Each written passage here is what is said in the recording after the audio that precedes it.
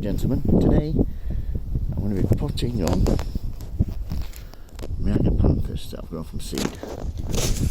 These are, if I can get it with the wind, Agapanthus head-born hybrids.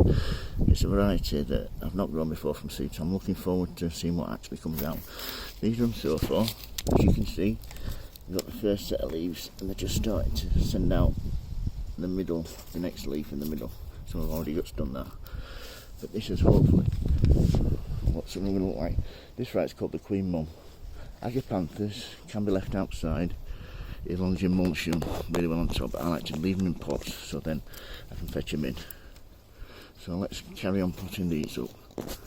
Let me go.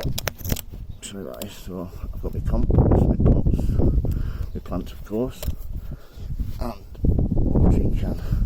So first of all, what you need to do, let's get the camera right, is just tip really fibrous roots, like so, and split them.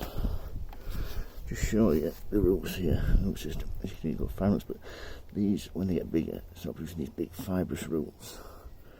Right, so I think I can show you on this one here. As you can see, it's like cutting through very concrete when you split them. You need a really sharp knife. So, look, before, after. So, here we go. Once you split them, you want to take your pot, like so, fill it 3/4 full of compost. Easy peasy, lemon squeezy. Right, you get your plant dead centred. I always centre them, don't have to. I think it looks better. Surround with compost. You don't want to plant them deep and cause them to rot, so I always like to leave just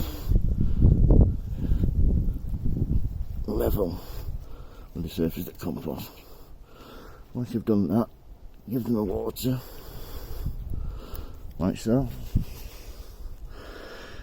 I'm using a compost that's got 6 weeks worth of feeding, so but I will start feeding them after about 4 weeks. So I'll use a liquid tomato feed because that'll help fatten up the roots and everything else. So yeah, that's watered. So these want to be kept somewhere warm, direct sunlight's fine, but they need to be taken in before the first frost, otherwise that'll just kill them at this size. They will take between 2 and 4 years to flower, but it's well worth it. Any question, don't hesitate to ask. Please subscribe if you like, and thank you very much.